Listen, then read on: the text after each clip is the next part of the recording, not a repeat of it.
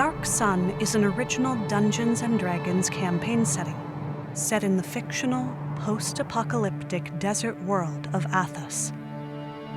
Dark Sun featured an innovative metaplot, influential artwork, dark themes, and a genre-bending take on traditional fantasy role-playing.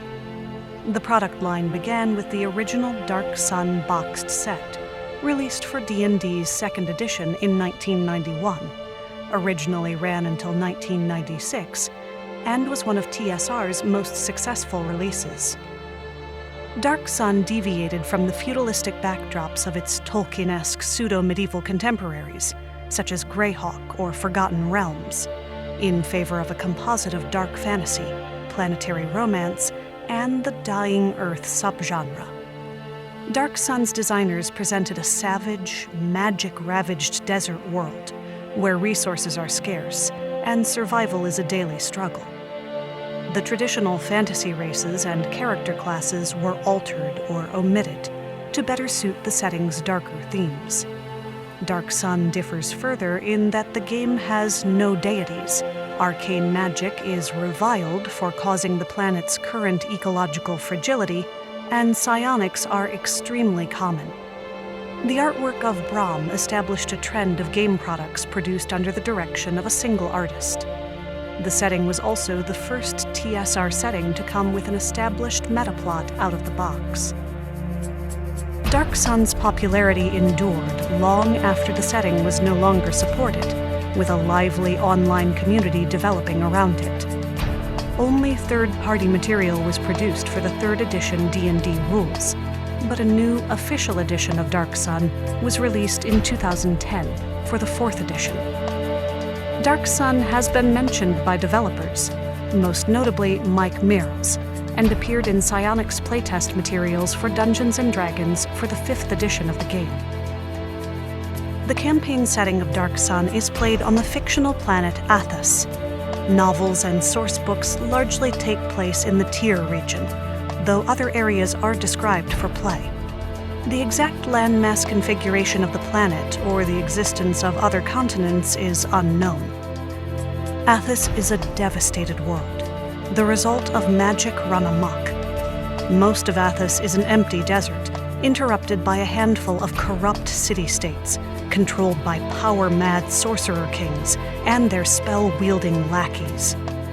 The brutal climate and the oppressive rule of the sorcerer kings have created a corrupt, bloodthirsty, and desperate culture that leaves little room for chivalric virtues common to fantasy settings, hence why paladins are excluded.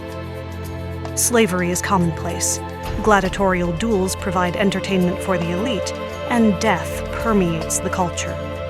As rain falls only once per decade in some areas, water is more precious than gold. Due to the scarcity of natural resources, few wizards have access to books made of paper pages and hard covers.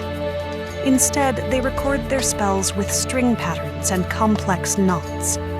Metal is also rare, affecting both the economy and the quality of equipment.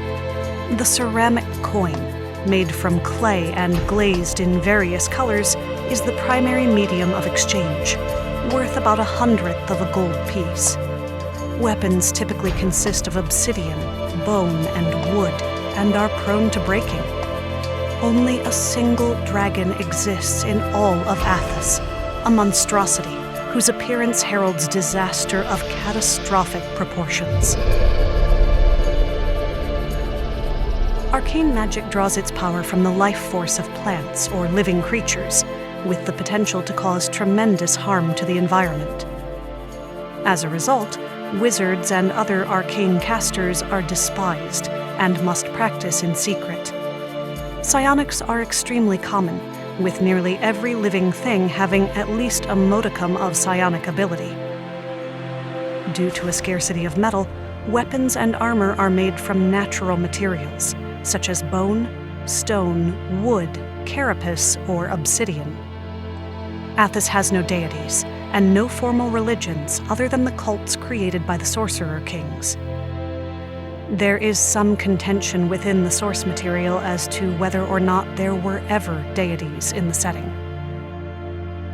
The AD&D source material seems to suggest that there weren't ever any gods involved with Athos, while the 4th edition setting leaves the option open, more explicitly stating that the gods were destroyed or driven away by malevolent elemental spirits.